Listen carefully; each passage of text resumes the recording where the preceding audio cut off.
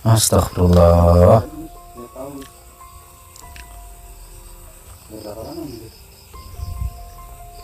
Ini pakaiannya ini. Kita sadarin ya. Kita tutup dulu lah. Sadar dulu. Bismillahirrahmanirrahim.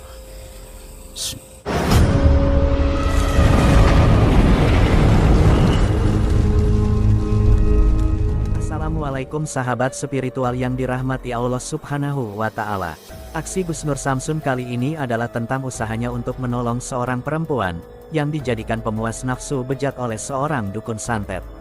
Tetapi sebelum menyaksikan video tersebut selengkapnya, tidak lupa kami mengucapkan doa untuk para sahabat semuanya, agar selalu berlimpah kesejahteraan dan kenikmatan.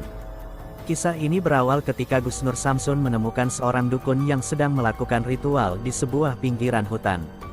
Ternyata ritual tersebut adalah atas permintaan dari sang perempuan, yang katanya ingin mendapatkan pesugihan. Maka dukun tersebut melakukan ritual di pinggiran hutan yang dianggap keramat ini. Tetapi Gus Nur Samsun curiga dengan ritual mereka itu. Karena Gus Nur Samsun melihat celana sang dukun yang terbuka, juga pakaian dalam dari sang perempuan yang terlepas dari tempatnya.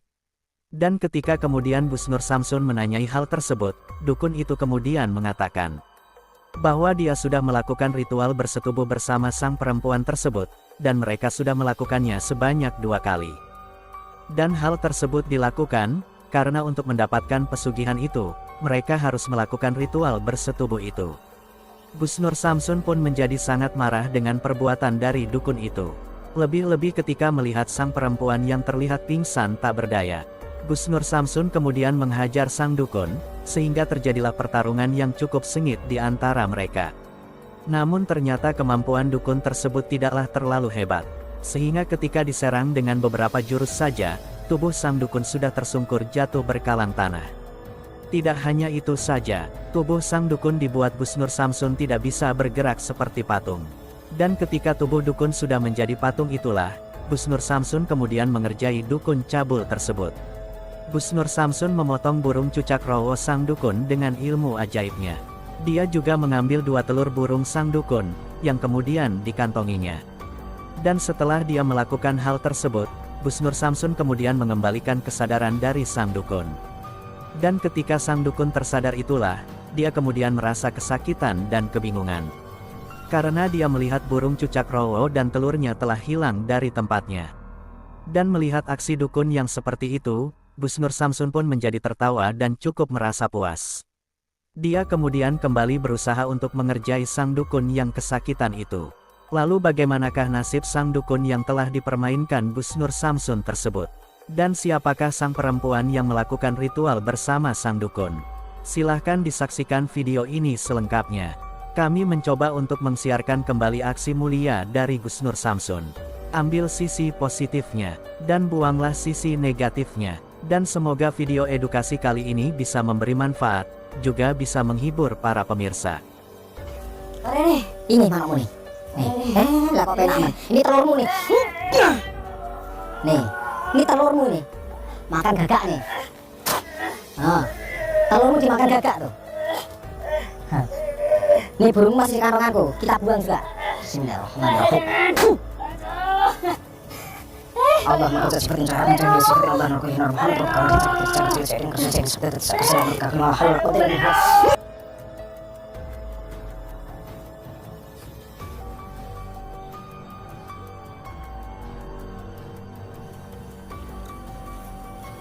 burungnya udah dibuang, telurnya diremes. Ini gimana nih mbak-mbak ini ya? Astagfirullah.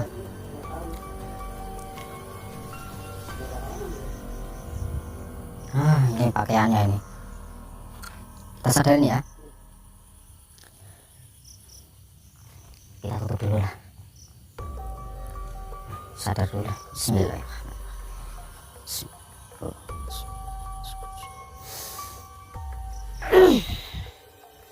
Mbak, sadar mbak. Mbak. Jangan kaget mbak, santai mbak, tenang mbak. Tenang mbak. Gimana ini? Lihat mana? Sampai kan dulu hutan. Kok jadi linglung? Ya dipakai dulu mbak, bajunya dipakai dulu mbak. Sini kameramen. Kameramen sini. Ini dukunnya sudah tepar. Coba dipakai dulu, jangan disorot mbaknya. Pakai dulu mbak. Dukunnya sudah pingsan. Mbaknya, coba jawab mbak. Bangun mbak. Udah duduk itu gak apa-apa kalau nggak bisa bangun. Sampean di hutan, nggak usah nangis. Saya mau tanya, mbaknya rumahnya mana? Rumahnya jauh. Kenapa nangis? Mbaknya jangan nangis, saya malah bingung mbak. Sampai di tengah hutan. Lah ini dukun ini siapa? Siapa sampean? Hah? Kemarin tuh sebenarnya saya disuruh sama teman saya. Disuruh ke dukun itu. Kenapa sampean malah ke dukun? Mau cari apa? Saya capek hidup susah. Oh capek hidup susah. Saya ingin kaya. Apa? Saya ingin kaya. Ingin kaya? Saya nggak mau hidup terus-terusan susah. Oh. Berarti Tadinya saya datang ke dukun itu, tapi kenapa saya malah di sini? ya saya nggak tahu sampai kesini ngapain. Berarti sampai datang ke dukun pengen cari pesugihan, pengen kaya. Saya pengen kaya. Saya udah capek dihina-hina. Astagfirullah. Nah terus kenapa sampai pakai pakaian kayak gini? Kenapa kaosnya lepas tadi? Saya tidak tahu. Tidak tahu.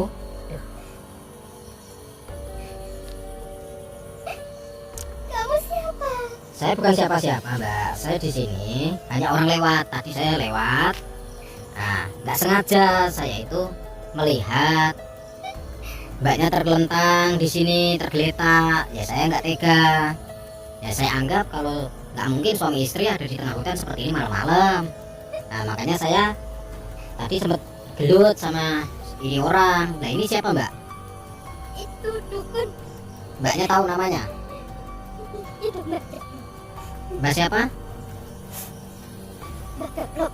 Oh, Dia yang membantu saya. Lah, Kenapa saya ada di sini? lah mbaknya rumahnya mana? Saya dari Jawa Tengah. Dari Jawa Tengah? Iya.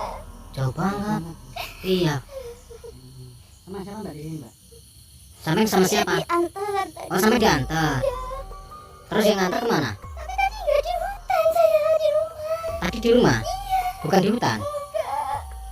Oh. Saya bingung kenapa ada rumah.